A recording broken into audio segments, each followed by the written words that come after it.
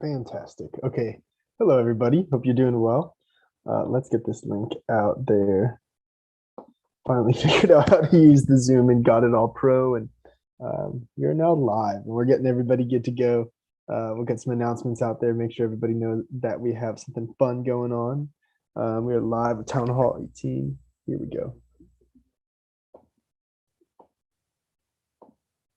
And we'll post it to Discord.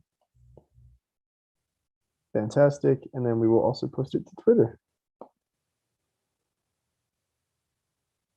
Awesome. There we go. All righty, everybody. Well, I hope everyone's feeling good today.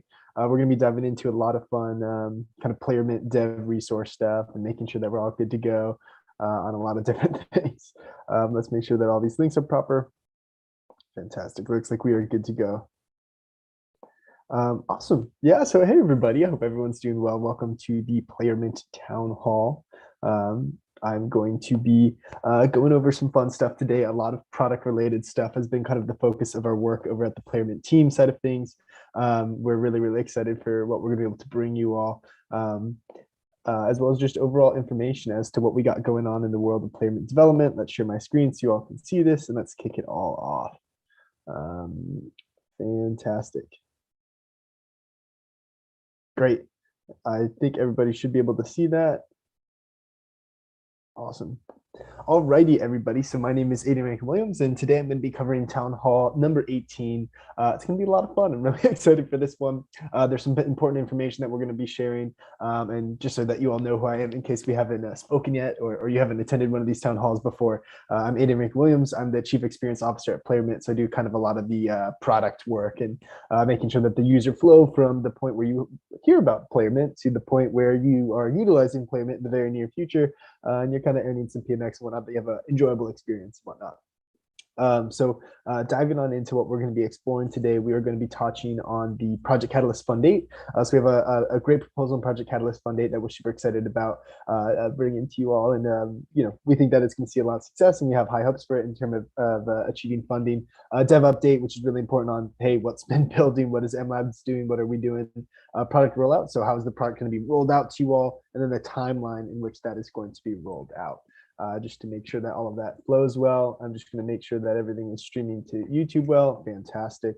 And yeah, so we're going to jump on into it today.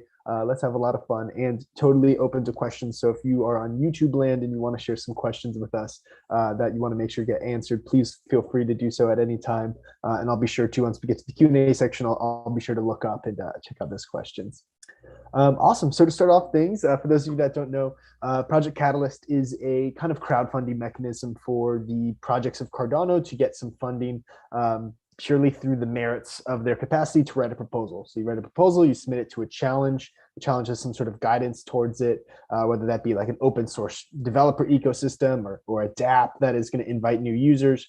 And then that has a specific amount of money in the challenge. And then people submit proposals to that. And then holders of ADA are able to vote as to whether those proposals deserve funding or not.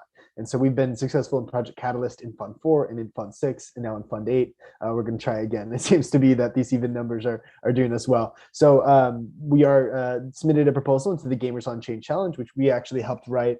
So of course, PlayerMint being gaming based, it made a lot of sense that we go into this challenge. And it's really all the proposal is really about essentially attaining funding so that once we launch the product, that we have the capacity to ensure that launch goes smoothly, but then post-launch goes smoothly. So as we need money to essentially pay MLabs to tweak, fix, change any potential UI bugs or issues that people are having, just having the money and capital to ensure that at launch, we aren't able to just get to launch, but after launch and during launch, we're able to make sure that we can optimize the experience as we go.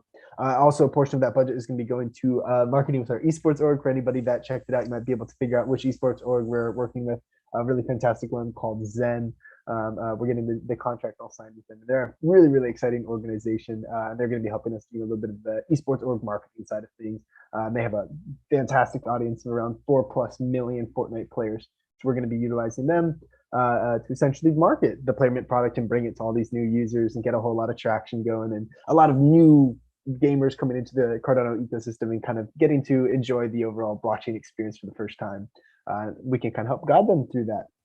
And we're going to be asking for 50K total. So the vast majority of that about 44,000, 45,000 is going to be going towards, I believe it's 45,000 is going to be going entirely to MLabs, and then a little 5,000 on the side in order to pay for some marketing operations with that esports organization.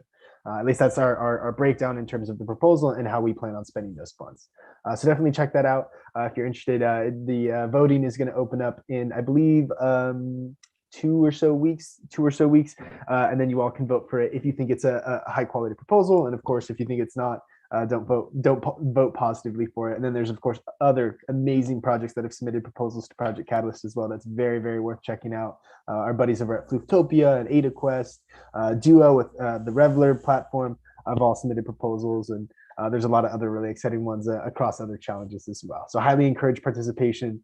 Voting is rewarded with ADA. So you do get rewarded to vote. So highly recommend doing so, both positively for the projects that you believe in, and then negatively for the projects you do not believe in, because that's super important to make sure that funding goes into the right locations. In terms of other Project Catalyst stuff, I've been talking with some folks about community advisors, and they seem to be rather interested in it.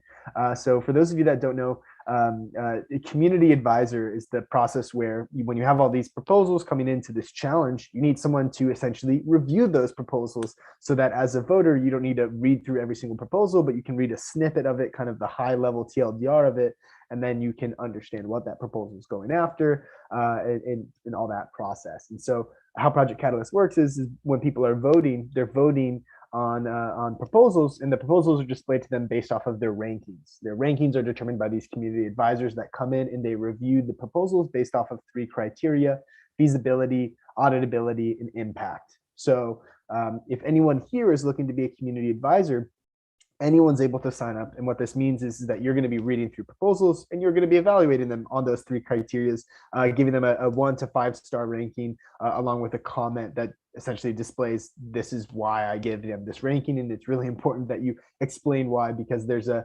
review process where, if I'm the proposer and you're a community advisor and you give me a 2 star because I wrote a not so great proposal, but you didn't really state as to why it deserves to be a 2 star, I can flag that review, and I can say, hey, they didn't really give enough of an explanation. And then your review can be removed, even though it might be legitimate. So be sure to add in that context. And the great thing about this too is that you're going to be earning ADA. There's about 340 or so ADA that is going to be going towards, essentially, you can think of it as the prize pool for community advisors to review proposals. So about 300, so say for example, if there's 5 people that review a proposal, that 340 ADA is going to go towards, split up towards those 5 people, with a weight towards the quality of the proposals, or the quality of the review. So if you write a higher quality review that gives good feedback and encouragement to the proposer, that is going to get more ADA rewarded to them than someone who simply said, 4 stars, 5 stars, 3 stars, and then like with 1 or 2 sentence long explanations that don't give a whole lot of depth.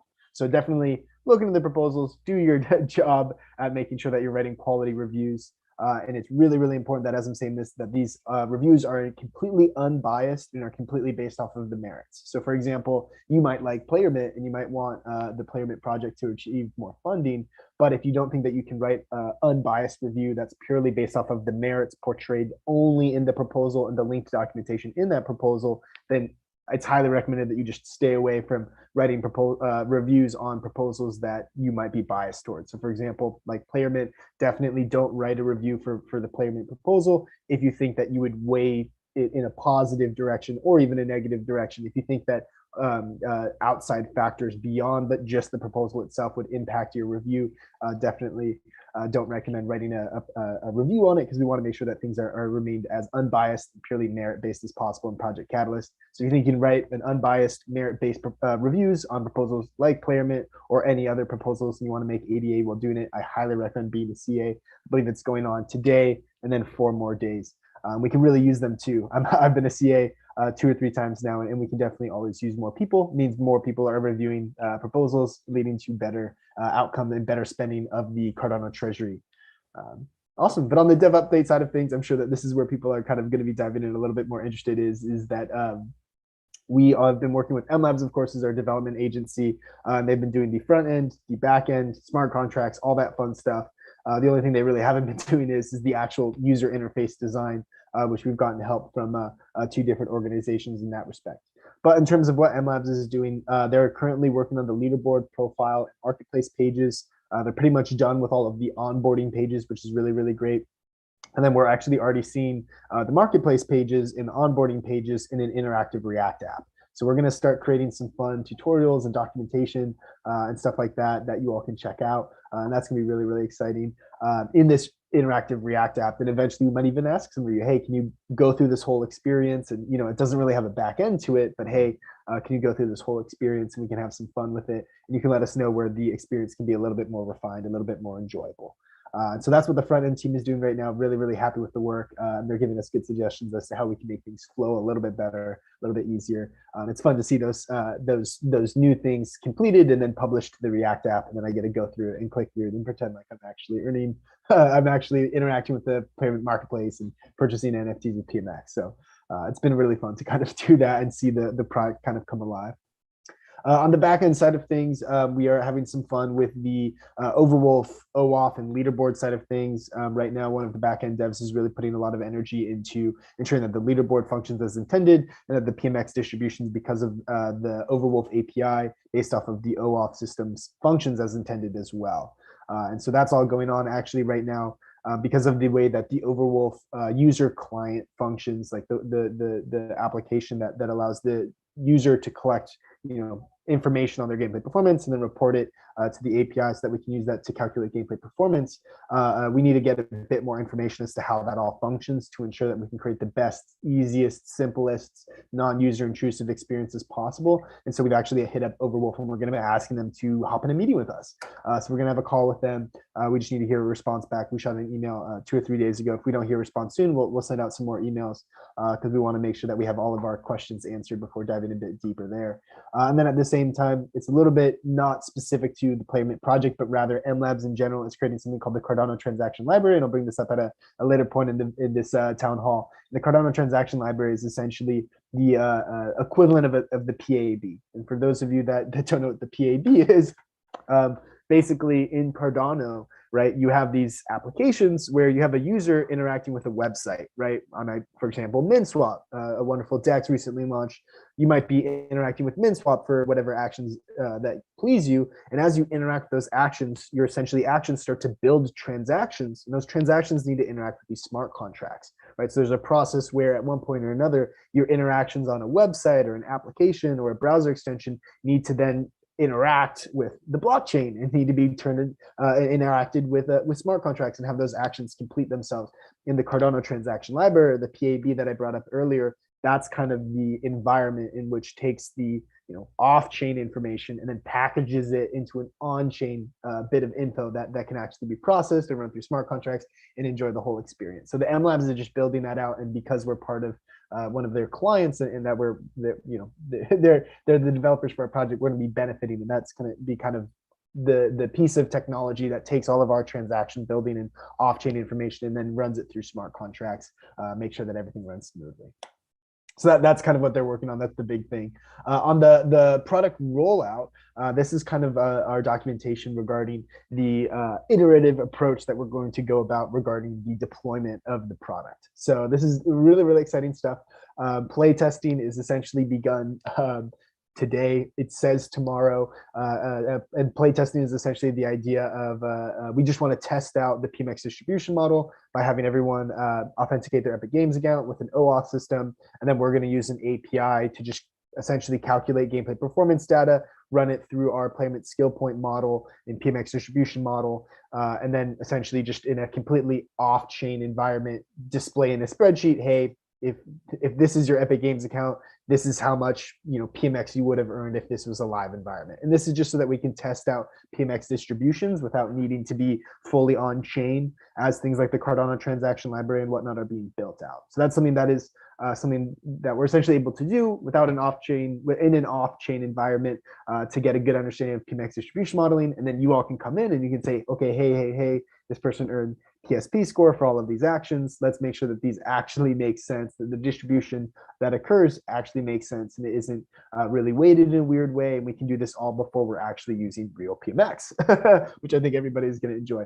And so this is open to everybody. We're definitely looking and considering adding in some sort of reward prize for maybe first, second, and third place of playtesting for each epic that we do it for. We're going to get the founder's opinion on that one.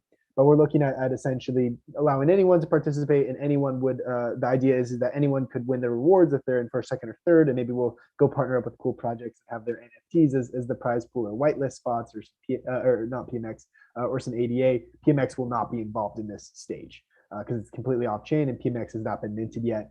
And right now, everything is ready in order to get it launched and going. But Fortnite is actually, today is the launch of a new season, I believe, and there's just a massive influx of people joining in on Fortnite, to the point where some people are having to wait in queues. So I feel like because the OAuth system requires people to friend an account inside of Fortnite as their OAuth model, we don't really want to tell people to go and wait in 30, 45-minute queues. If we could just tell them to go tomorrow, when those queues are either going to be 2 minutes long or not there at all. So that's playtesting. That's essentially, it's available today. If you want to go off and do it, I'll open it up so everyone can enjoy it, but I'll make the announcements for it tomorrow.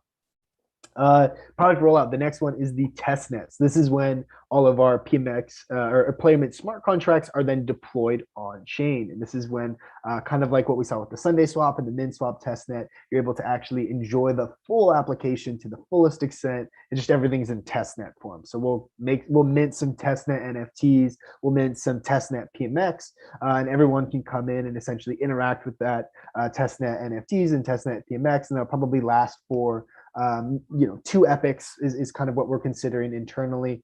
And that's why we kind of see a TBD on the whole timeline side of things. And this testnet would essentially make sure, hey, do all of the smart contracts run in a high performance model on the testnet with actual user stress. So users creating edge cases that we might not have seen before. We're going to be going through that whole experience with you all, and that's going to be a ton of fun, open to everyone, like I said. But there is not going to be, at this current moment, any sort of PMX tied to it. Again, maybe we'll throw in some ADA, NFTs, whitelist spots, fun stuff like that for users that place rank highly, but there won't be any PMX involved at this stage either. The next one is going to be the founder launch, and this is going to be really exciting. This is going to be when the founder NFTs are going to see a lot of their utility benefit kind of come out, and this is when we're going to be deploying the Playermint smart contracts to the main net for the first time. So it's on the main chain, and it's using real PMX, real NFTs, real assets, real functionality on the actual base layer of Cardano. I'm really stoked for this, and basically what this is going to be is what we're aiming it to be. We need to make sure that from a dev perspective, this all makes sense. But what we're aiming it to be is that only founders will be able to earn PMX, and then everyone will be able to use the marketplace. So if you're a founder NFT holder, you'll be able to go off and authenticate your Epic Games account and then enjoy PMX, get that into your wallet based off of your gameplay performance. And then if you don't have a founder NFT, you won't be able to earn any PMX. You will have no access to the PMX earning side of things, but you will be able to interact with the marketplace. That's what we're going for. It's possible from a dev perspective that it just makes more sense to say only founders can interact with the whole process from earning PMX to the marketplace. But if we can make it so non-founders can only interact with the marketplace, we would like to. That being said, I do want to make it very much so clear that during this point, only founders are going to be able to earn PMX, regardless of which route we go from a development perspective. Additionally, during this founder launch, we're going to have 2 other really important events. One is going to be the supply bootstrapping event. And this is kind of some inspiration from MinSwap's liquidity bootstrapping event and the success of that. And what we want to do is hit up really prominent projects, projects that we're friends with, gaming-based projects, overall creators in general that are making NFTs.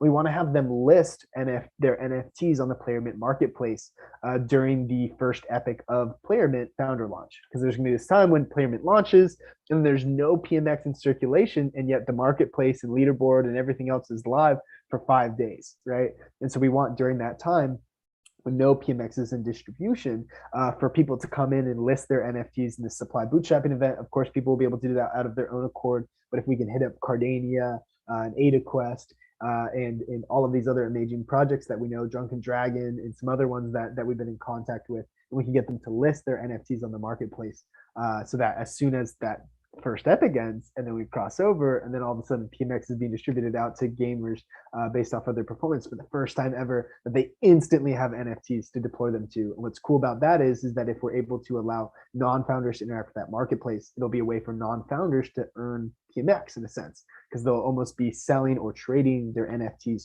for Pmx. So then they're going to be able to get involved in the system and utilize that Pmx within the Player Mint marketplace and overall Player Mint features. Maybe they're saving up for Player Mint Pro. They want to sell some NFTs in order to achieve that earlier on. And all that fun stuff. So yeah, we're really excited for this, and we're really, really pumped. And then the second event that we have in mind is that there's going to be the founder sale. This is when founders are going to be able to buy a specific amount of PMX. And this PMX the sale is purely for founders, and it is purely a sale and for people that want to purchase PMX in order to utilize PMX inside of the marketplace and overall Player Mint functionality. So definitely this is not a token. PMX is not something that we are ever going to promote or say is some sort of thing that people should ever purchase for the purpose of speculation and asset appreciation. PMX to ourselves, the Player Mint team, is purely a utility-based asset where you're going to earn it via gameplay performance, and then you should use it for the utilities it offers. So purchasing PMX from the perspective of hey, I want to gain access to these benefits, features, and utilities, not purchasing PMX because I want to go to the moon. We are 100% working to be compliant with both FinCEN and SEC regulations. And it's very, very important that everybody understands that this is not an asset anyone should buy for the purpose of investment. Or price appreciation speculation. But anyways, we'll move on from there. The next thing in the launch path, which you all probably could have imagined, was the main launch. And this is when we say, okay, hey, only founders have been able to earn PMX for this point of time. We're going to flip the switch and make it so that now everybody can enjoy, everyone can access, and this is kind of the main launch of the product.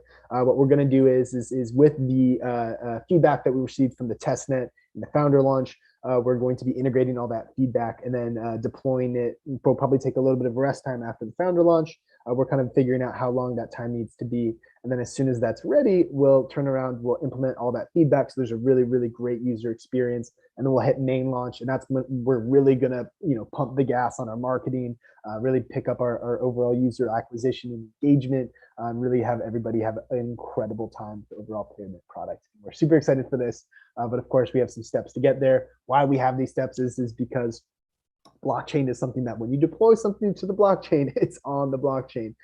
Like if you deploy an NFT and it's in somebody else's wallet, it's no longer, you don't have the capacity to move around that NFT on that user's behalf, right? They own that NFT. Same thing when you're deploying a product. We want to make sure that if we deploy the Player Mint distribution model and we have all of these tokenomics go out and the NFT marketplace is live and NFTs are in smart contracts and whatnot, we need to make sure that that is as high quality as possibly can be. That's why we're doing an iterative development between play testing and testnet and then founder launch, because then in this more closed environment, we can make sure everything really, really works before we bring everything to the masses. And then bring everybody in and have a great time. We want to make sure that when we open the floodgates, that the people joining in are having a great experience that's already been tested. We know to offer a wonderful, enjoyable experience that's rewarding. So now is the dev timeline side of things. This is kind of where some really important information regarding product deployment dates are going to be talked about. One thing that you might have noticed is that the only thing that we have a date in mind for playtesting, at least the launch of playtesting, is for the launch of playtesting is playtesting, and that was going to be essentially today and tomorrow. Announcement's going to go out tomorrow because of the Fortnite queue going on right now because of all the activity on that game. And so the other ones have TBDs because we have some active communication lines with MLabs, and there's a few things that are essentially on the horizon that we need to ensure that we have a complete understanding of before we can say certain dates. These things kind of popped up in regards to the development progress as we were going. This is things that MLabs made us aware of. And so the first one is that I'm sure many of us are aware of the current conflict going down in Ukraine, the impact that that's having on that country. And so one thing that we're currently encountering is that one of our core developers is actually based out of the Ukraine, and they were living in Kiev. They're of course impacted by the conflicts going on there, and they need to focus on more important things than deploying the Player Mint product. That being ensuring their own personal health and safety, and I'm sure also of their family and friends. And so that's currently something that we're evaluating on. How is that going to impact overall product rollout progress? Because of course, Q1 is what we've all been going for and what we've been stating. But of course, global impacts global events are impacting our current development cadence. We're trying to get a good grasp and understanding of what's coming next. When can we deploy stuff? When can we tell the community that things will be deployed? So we're currently trying to figure out the whole how that developer that's dealing with this, of course, extraordinarily impactful situation. How can we ensure that we can still deploy a nice product while also not saying, hey, person, we want you to worry about things other than what's going on in your country. We want to say no, completely, figure out, make sure that you're safe, make sure that everything going on around you is okay and safe, and that you're in a stable environment. Definitely don't worry about player development at the current moment. So we're kind of going through that whole process right now with them. And then the other thing that's kind of on our mind with them in regards to timelines is the Cardano transaction library. This is something that Playerman is just very lucky and unique that we're able to gain advantage of the Cardano transaction library, and we don't have to build our own version of that. That's that thing that allows us to turn the off-chain interactions into on-chain smart contracts and transaction modeling and deployment and all that fun stuff. We're just very lucky that essentially because we're working with MLabs, we're going to be able to benefit from the Cardano transaction library or Plutus application backend PAB equivalent that they're building. So that's something that the timeline of that they're working really, really hard of, and they're deploying a lot of things on it, but we need to get a bit more information to them from them as to when that's going to be readily available for the Playerman product. And so one thing that I kind of want to say, saying all this is that in terms of timeline stuff, we're working really, really hard in order to figure out what hard dates that we can set and that we can say, hey, this is exactly when we're going to be able to deploy. And so we actually have a meeting all scheduled with MLabs on Tuesday or 3/22/22 at 2000 UTC in order to discuss all this. We're going to be getting a big update as to when the Cardano transaction library is going to be all ready to go.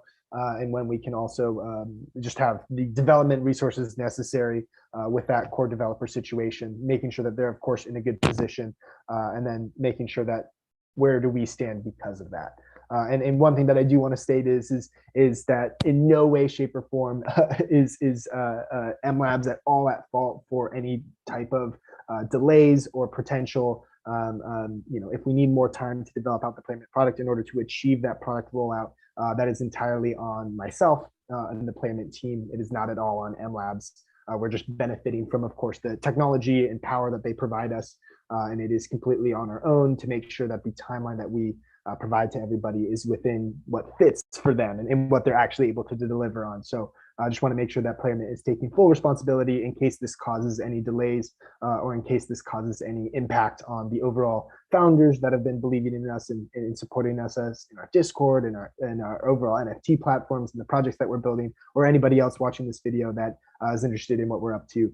So we're going to be keeping everybody as close to updated as we possibly know. As soon as we have this meeting with MLabs, we have a good idea of the overall timeline, what's coming next, the information. We're going to, of course, be publishing an announcement. What's probably going to happen is once I hop out of that meeting, I'll type up essentially, hey, this is what the meeting happened. This is what we went over. And then I'll also probably film a video of myself just stating what occurred so you all can get both the written and visual explanation of how that meeting went. We're just trying to make sure that the communication process is very clear. You all know that, where we're at, and we can kind of continue on that conversation. So because this timeline is unsure to us right now, we just wanted to make sure that we keep you all updated so you all aren't essentially like, I'm kind of waiting for information as to when I can get a hold of the Playerman product and I haven't heard anything. This is why we want to make sure that you all are constantly updated so that as we find out things, we'll of course deliver them to you all as well. And we're working very closely with MLabs, and they're an absolutely fantastic organization. We couldn't thank them enough for all the transparency that they offer us and all the hard work that they offer us as well.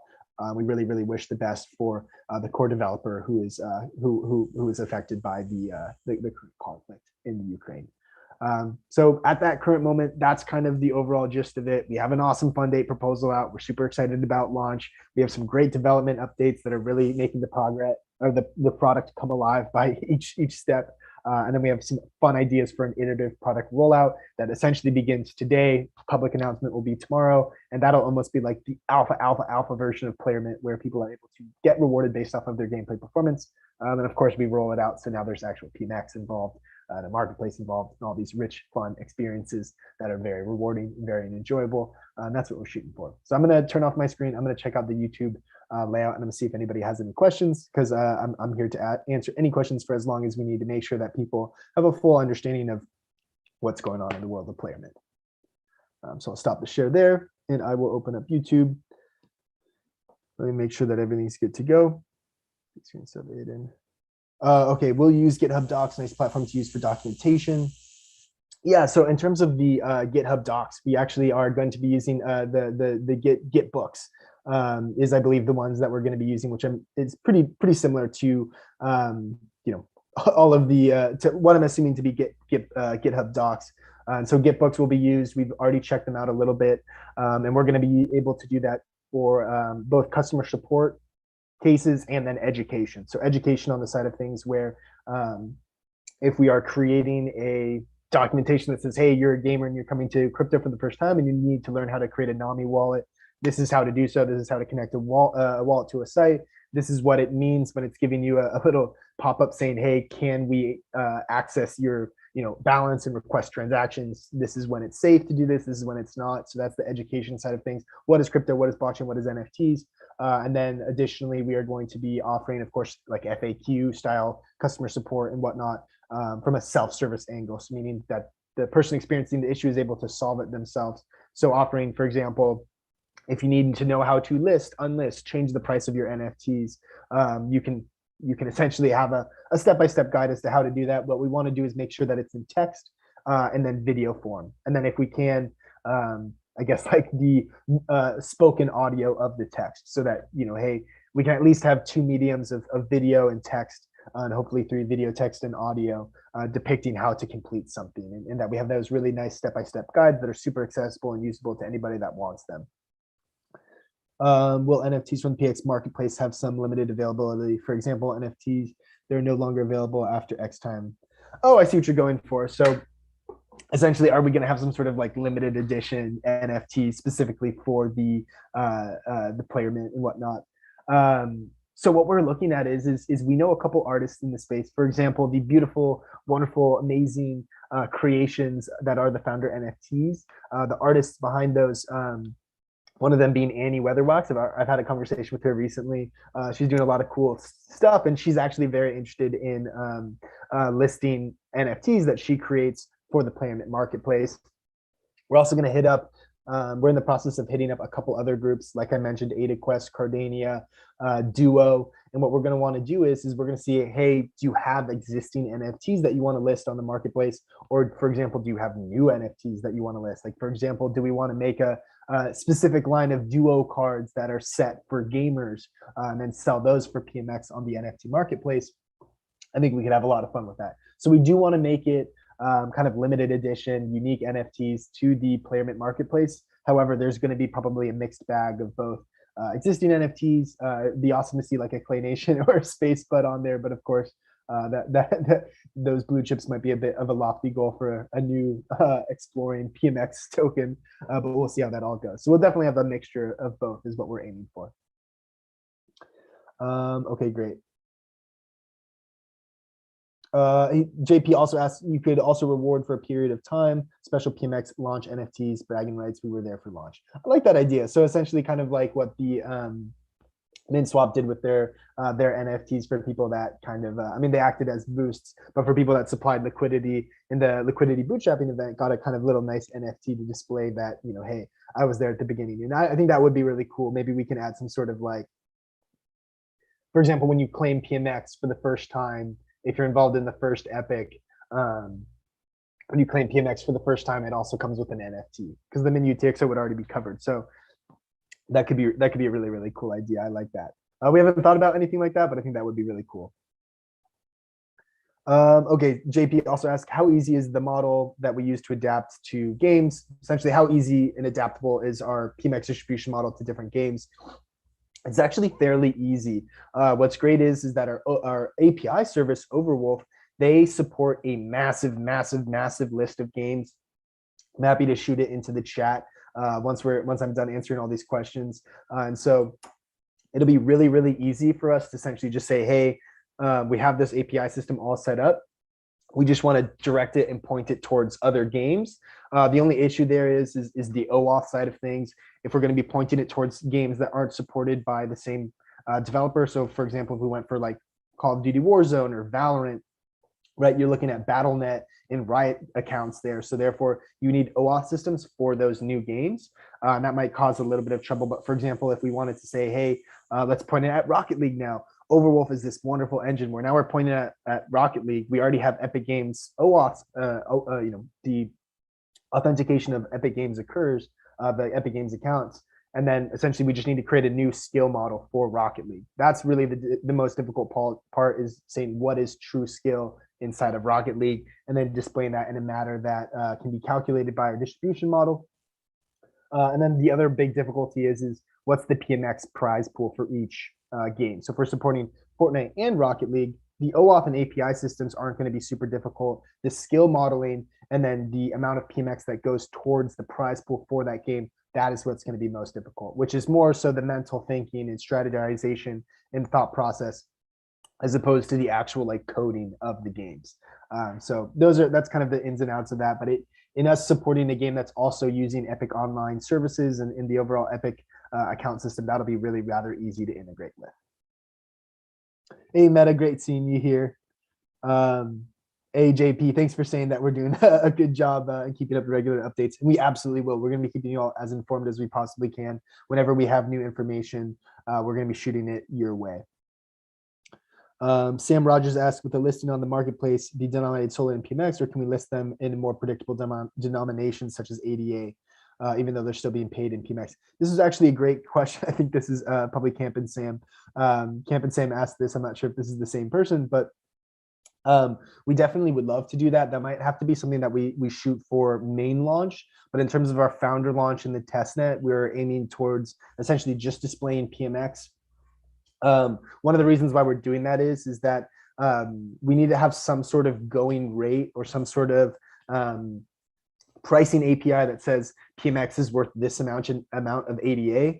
And because of those FinCEN and SEC rules, we need to have PMX distributed and be out in the population before we can start going off and doing things like creating liquidity pools and whatnot. Like, we can't be the sole holders of PMX at any time. So because of that, there's going to be this weird time where PMX is distributed out to our users, but there isn't really a true market value of PMX quite yet.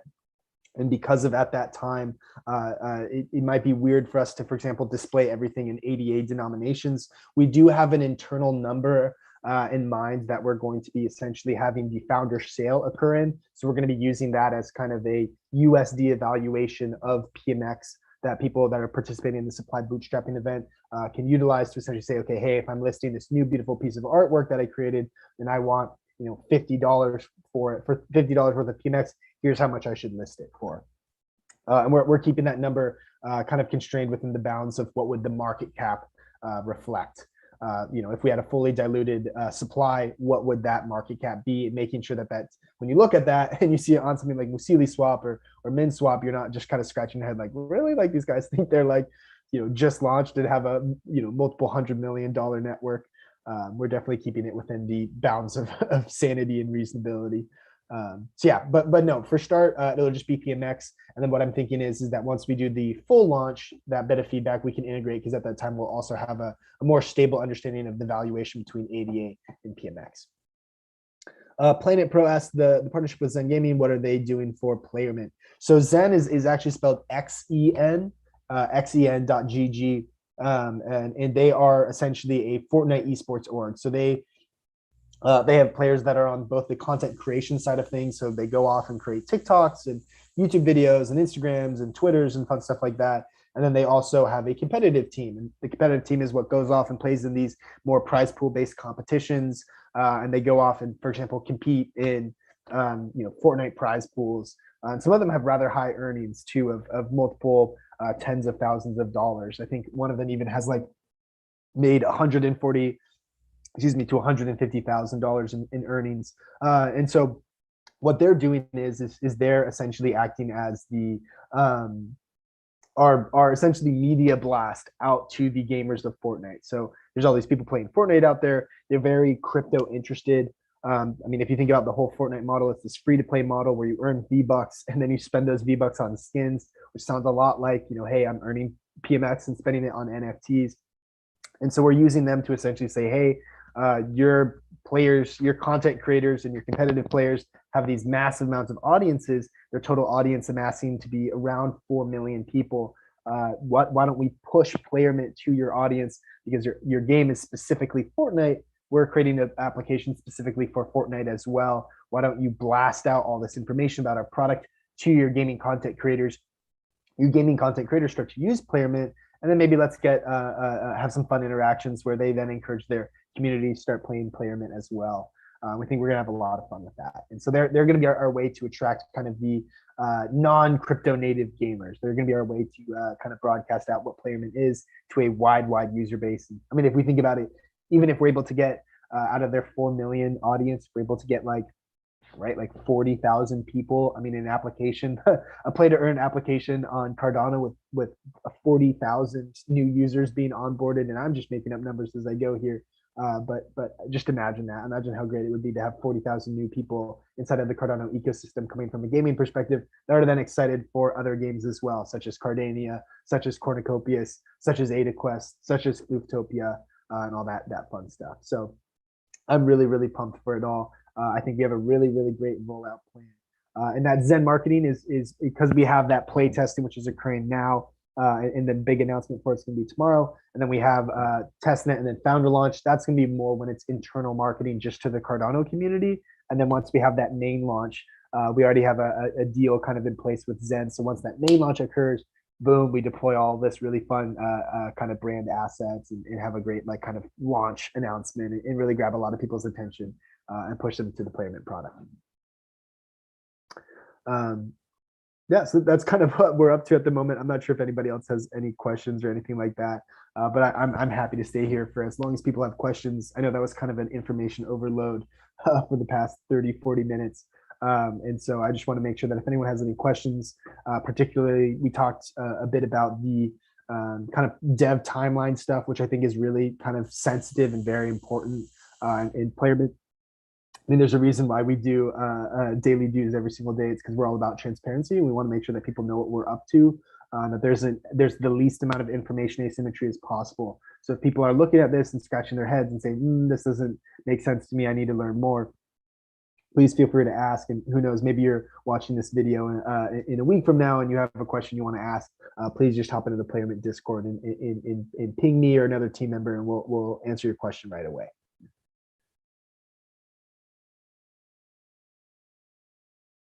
So Sil asks, do we have a launch timeline roadmap? So that's what we're working on at the current moment. I'm not sure if you caught it, Sil, but at the current moment, we are speaking with MLabs about all that. We have a call with them on Tuesday at 2000 UTC, where we're going to be going over all that. Essentially, there's two things that are on our mind right now that are making it so we don't have an exact idea of when things are going to launch. And that's going to be one that we had one of our developers, our core developers, is based out of Ukraine. And so because of the current conflicts going down there, that's causing, of course, some issues from a development perspective, because of course it makes a lot more time for, it makes a lot more sense for that developer to make sure that they're in a really safe location, as opposed to, for example, coding up the Playermint project. So that's going on. The other thing is the timeline for the Cardano transaction library, which is going to allow us to essentially format all of our off-chain inputs, interactions on their websites, and then turn them into on-chain interactions and smart contracts and whatnot. So we're going to have that call with them on Tuesday. Once we have that call with them, we'll have a much clearer idea on launch timeline and roadmap. But we just want to make sure that everybody knows what we're talking about, where we're going from, because those two big things have impact on dev timeline, and that's kind of why we haven't been able to say any specific dates. So we're hoping to have a really solid idea of specific dates on Tuesday, and as soon as we do, I'm going to be announcing that to you all, because you all, of course, more than deserve it, and that'll be really important to do. In terms of overall next steps, what's fun is playtesting is launching. It's going to be available today. As soon as I get off this, I'm going to open up the registration thing inside of Discord, and people can kind of go off and have fun with it. And then I'll make the full announcement around playtesting tomorrow, just because there's a bit of a Fortnite recently launched their new season, and there's a bit of a queue. I think some people were waiting 45 minutes in a queue in order to get into Fortnite, and part of the registration process includes you launching Fortnite. So we just don't want to tell people to, hey, go register for playtesting and wait in a 45-minute queue. So that'll be coming up. But yeah, so as soon as we possibly can have a timeline roadmap available to you all, we will give it. And so I'd expect more information once we have it on Tuesday, once we get more information about that Cardano transaction library. And again, want to reiterate that this is not at all the fault of MLabs. They've just done a fantastic job of being our developers and really helping us out. And any kind of launch timeline roadmap issues that occur are entirely on myself and the rest of the Pmx team. We are solely responsible in that regard. Awesome. Yeah, I'm glad you're getting hyped, Planet Pro. Thanks so much for showing out and giving us some appreciation and whatnot. Meta asks, you said an announcement will happen tomorrow about the alpha launch. Do you mean we'll be able to test the product tomorrow? So Meta, I was getting at the play testing. So what we'll play testing is kind of you can think of the alpha version of the product. It's purely off-chain way of calculating gameplay performance, requesting that data based off of gameplay performance, and then distributing out rewards based off of it. That kind of alpha idea, I guess you could call it an alpha, will be launching tomorrow. And so it'll be available for registration today, but because of that Fortnite queue I just mentioned, I'll make all the announcements for that tomorrow. Hey, Patrick, great to see you here. Thanks so much for showing up. So if anyone else has any more questions about that, I'm more than happy to provide that. Again, like I said, I'll be here for as long as people are asking questions, because I want to make sure this stuff is super clear and that we can really progress forward with this. And I'm super excited for what we're building. And then, of course, what I'll also do is if you're kind of hopping in and you have no idea what's going on, also send out a Discord announcement that says, "Hey, y'all, this is what we talked about," because it was really important, and I want to make sure that everybody has the information that wants to gain access to it. And like I said, Tuesday is going to be that big day for us when we hop in that call with MLabs. We get a better idea of what is the deal with the Cardano transaction library and how that gives us a better sense of when we can hit the launch button and when founders can start to earn PMX.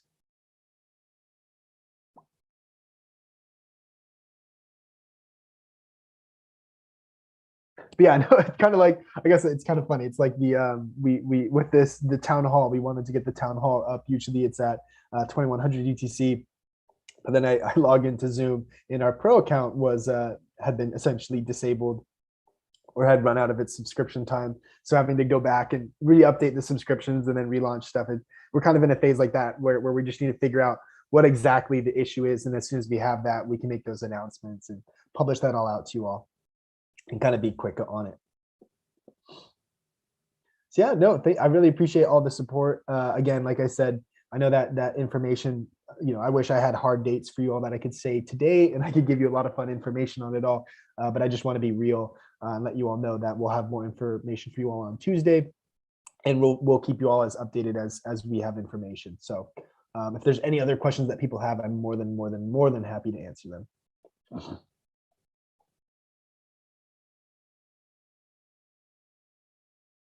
Haven't followed closely all the development. Sorry. So Patrick is asking us, can you give a quick overview of what me as a player of Fortnite will be able to do? How is my wallet connected to my Fortnite account? Thanks. Of course, Patrick. No, I'm super happy to answer that question. That's a fun one. So once we have the test net, which is going to be the first environment where, of course, it's on the test net, and then we have the founder launch after that, and that's when it's on mainnet, and founders will be able to earn PMX, and that'll enter PMX into circulation for the first time.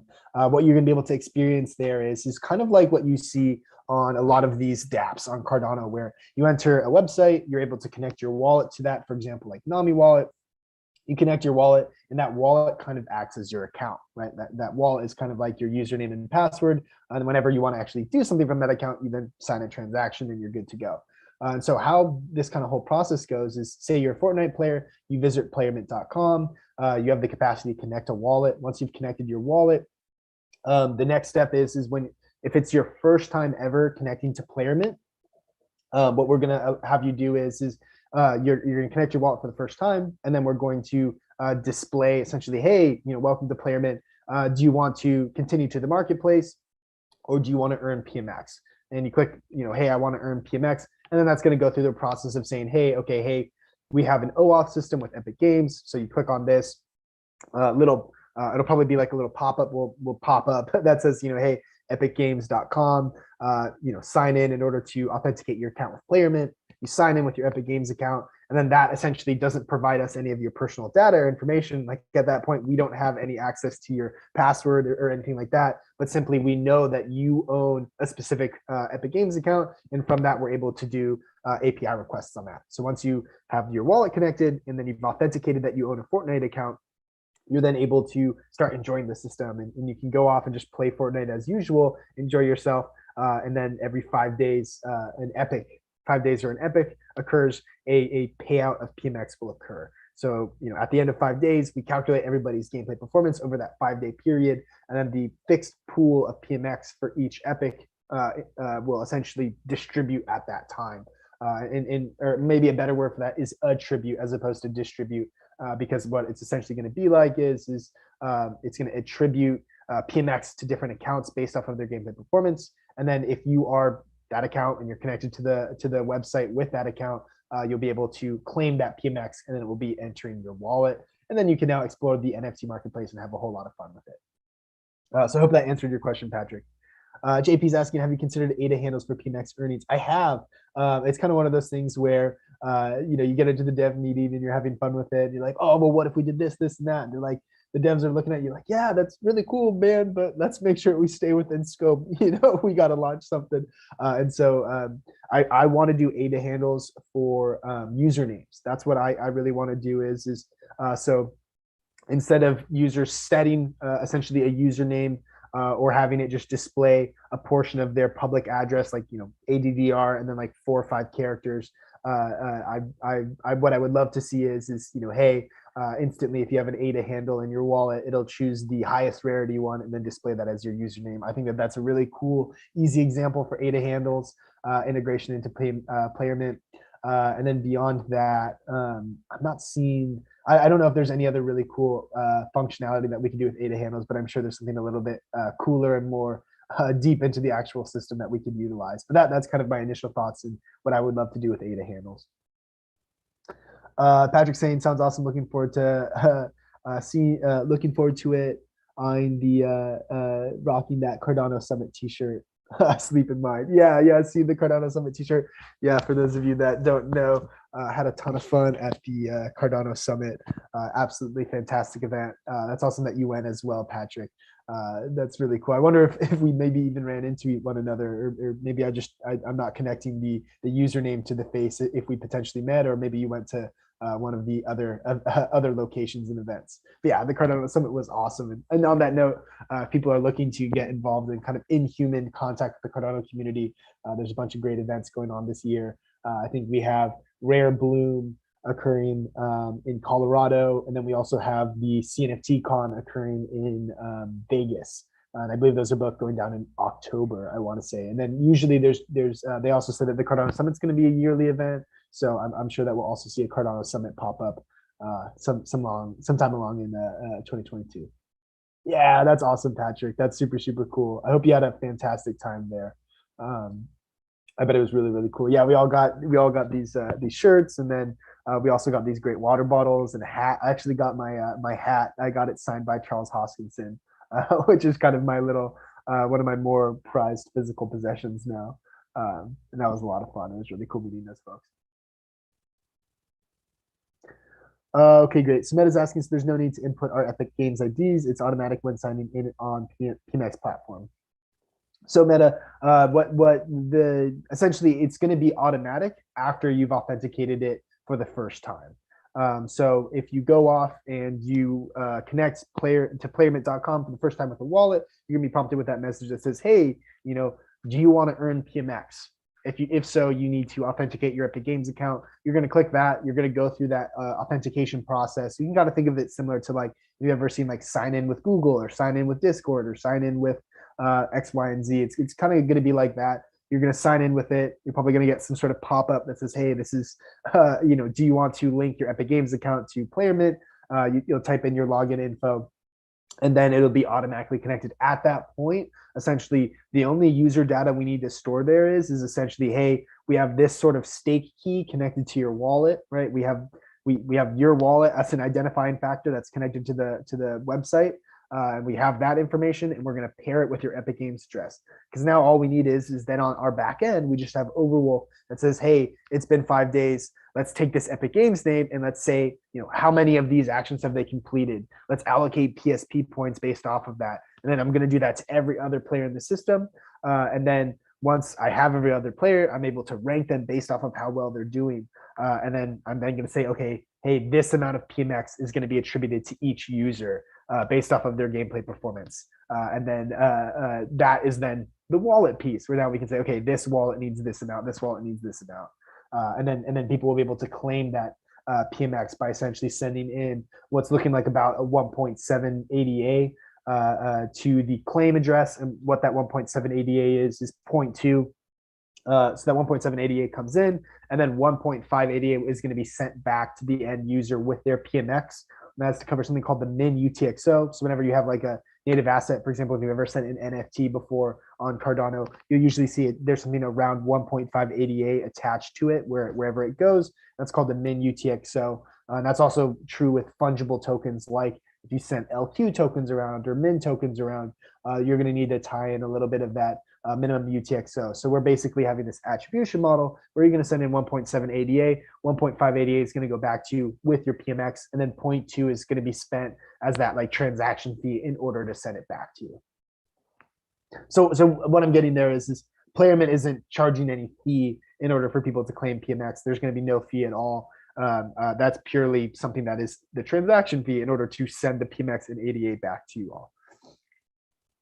And then Meta says, yep, so we don't need a Discord discussion for people suggesting their Epic IDs. So yeah, what that is in regards to Meta was the play testing. So for play testing, there's a really cool bot called YUnite. And that is essentially an OAuth system inside of Discord. And so we're just using that purely for Discord play testing so that it's all in this nice kind of social environment.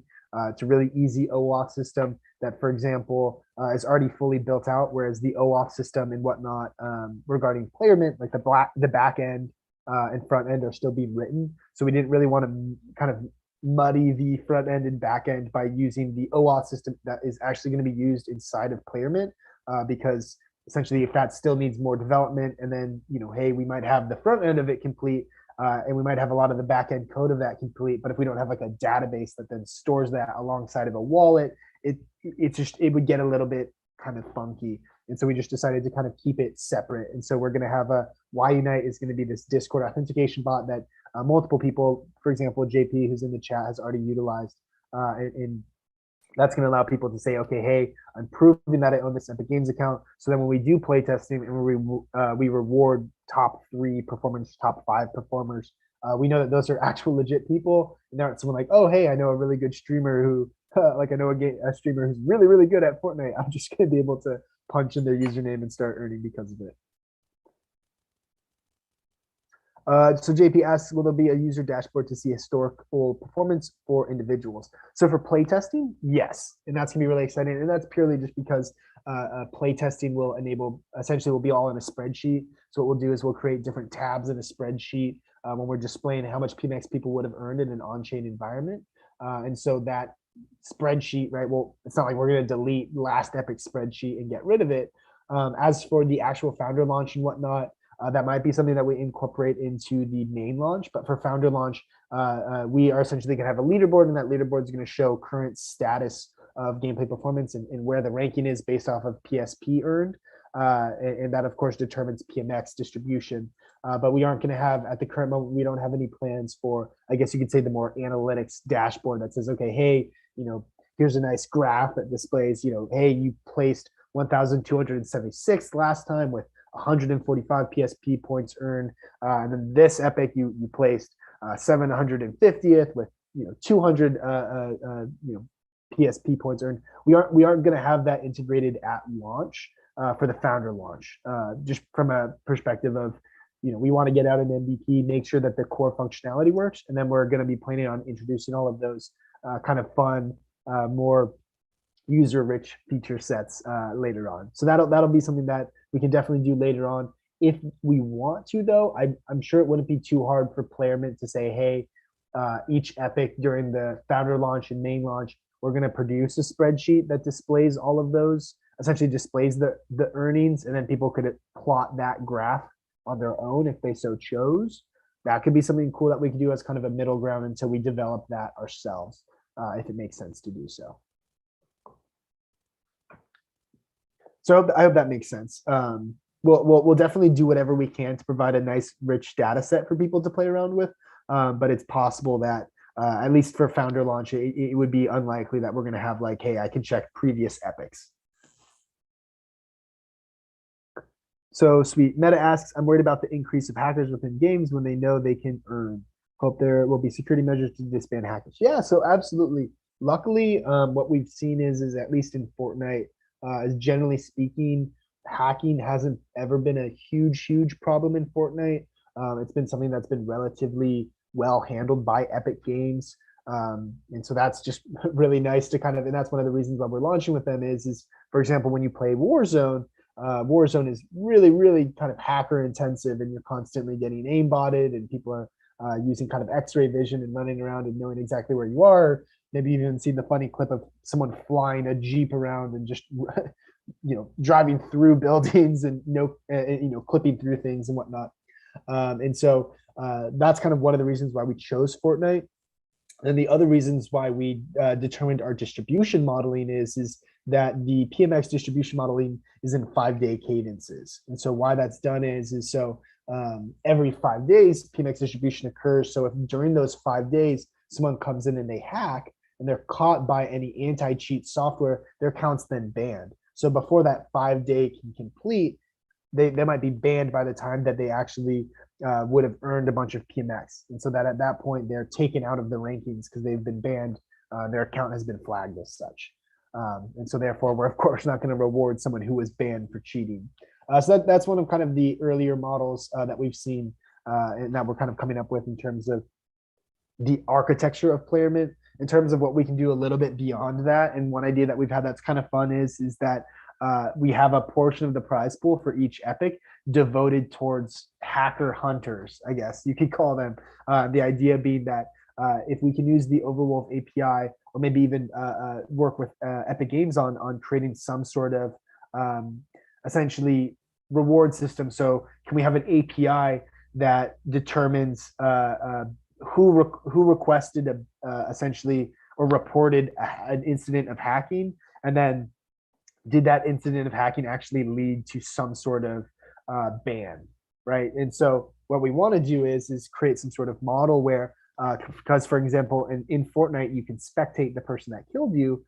If you feel like they killed you kind of in a ridiculous fashion, and then you report them, is there some sort of way that we can gather that data from an API perspective, gather that information, say, okay, hey, Meta reported, Billy the hacker at 2100 UTC on Monday, and that ban, essentially that report was processed and then banned Billy the hacker 3 hours later. And then can we give Meta some sort of reward for essentially being the one that reported that hacker and then actually led to that person getting removed? And so that's kind of a fun idea that we've come up with, that we can actually monetize and incentivize people to ensure that other folks aren't hacking. And that's kind of what we're going to go is we're much more of a incentive-based mechanism of I'm not sure how familiar you are with this analogy, but when you have a carrot and you have a stick. A carrot is if you think about it, like you're trying to incentivize a bunny to do something. Do you want to chase around a bunny with a stick, trying to get it to where you want to go, where you're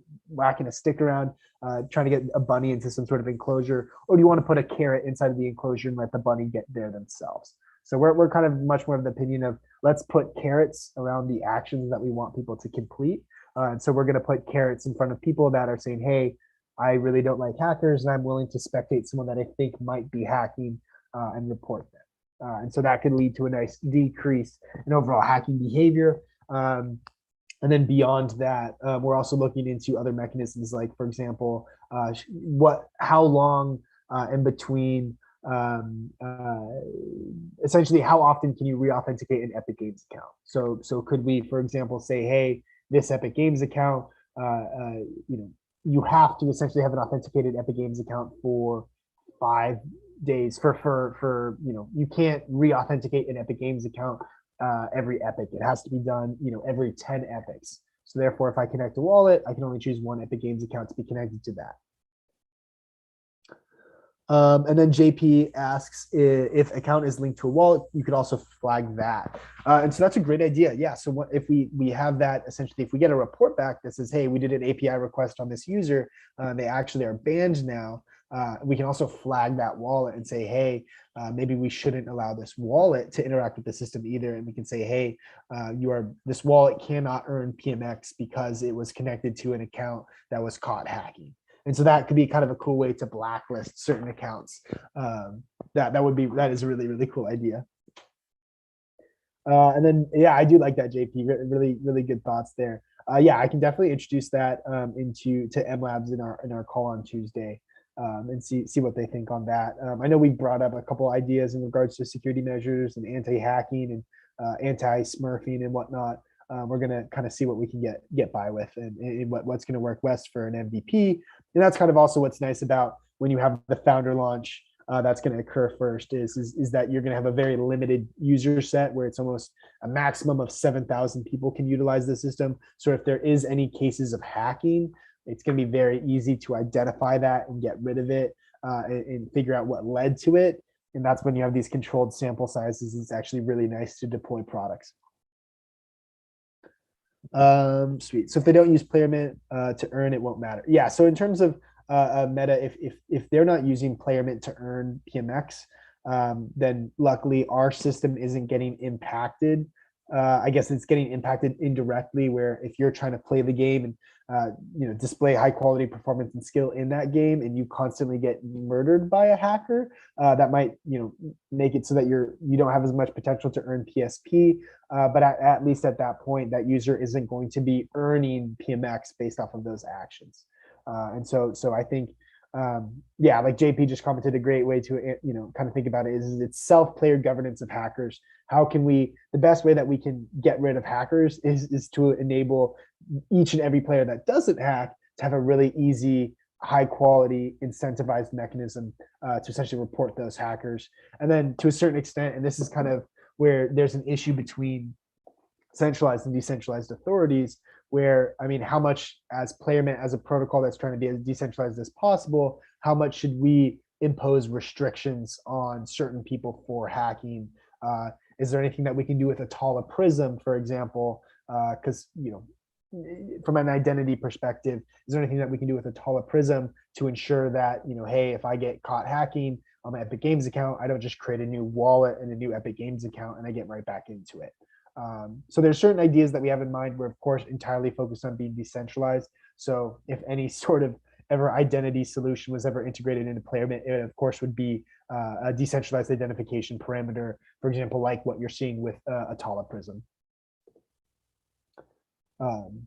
Yeah, and so we're definitely making sure that the security measures within PlayerMint really work well. And luckily, we're able to test these things as we go and make sure that essentially when we get a large user base, that we know what we're doing and we don't have PMX going into the wallets of people hacking in video games. And we definitely don't want to be rewarding hackers.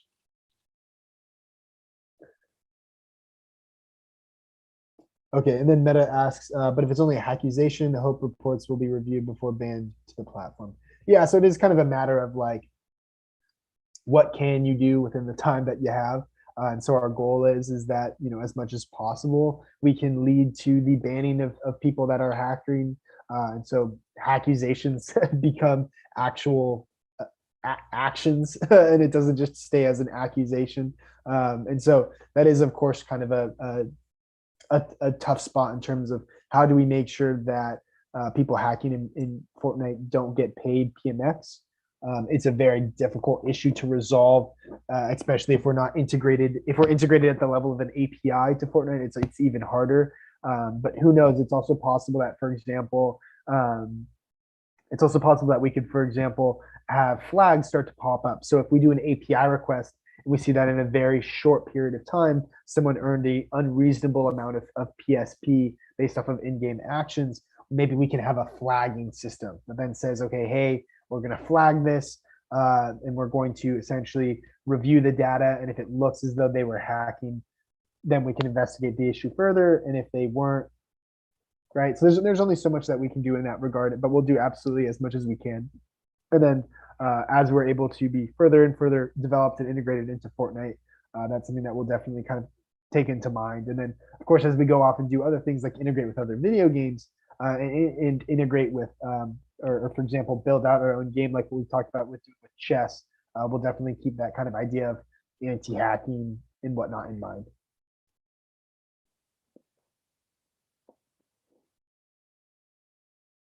But yeah, no, that's kind of what we're up to, what we're building, all the fun stuff that we're having, uh, what we're building. It's been fun for sure. So yeah, if anyone else has any questions that they want to go over, I'm more than happy to answer them. Yeah, really excited about all these questions and whatnot. These are really great questions that definitely need to be answered to ensure that PlayerMint is making gaming a more rewarding experience and isn't just essentially causing a bunch of hackers to make money through hacking in video games.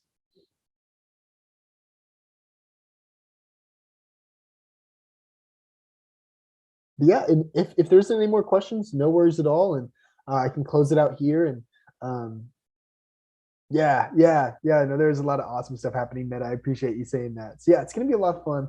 I'm super pumped for it as well. And of course, if you're listening to this and you have a question, but maybe it wasn't fully formed, or for example, you're listening to this at a point when the kind of overall system isn't live anymore, feel free to shoot it off into the Discord.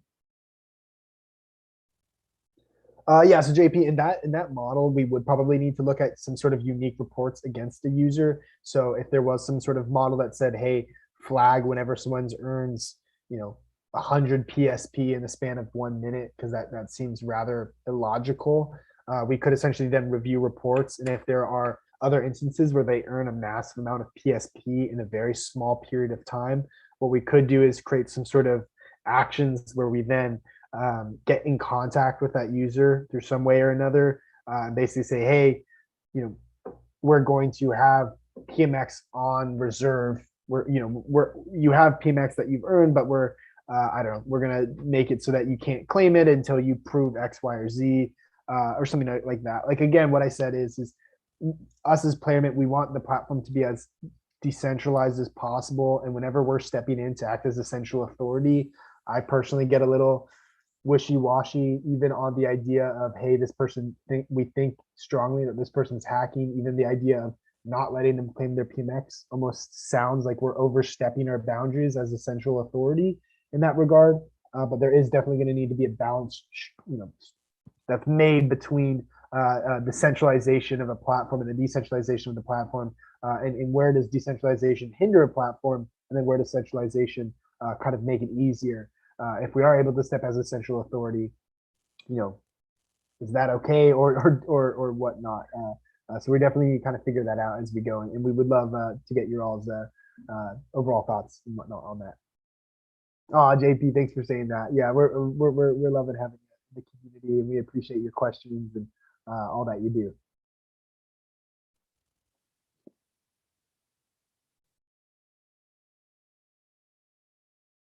But yeah, so if there's, it seems like kind of we're winding down here. Again, if anyone else has any questions, feel free to ask them here, or if you're watching this at a later point, feel free to ask them in the Discord, and I'm more than happy to answer them at any time. But yeah, I think with that, unless I see something pop up, I will call it here. And thank you all so much. I really appreciate everybody showing up. I hope this was informative. I hope this was helpful. And please really enjoy the rest of your Sunday. I think I'm going to go for a nice walk out in the sun before it gets too dark out. But great. So I'll give it another 30 seconds. And if I don't see any questions pop up, we'll call it here.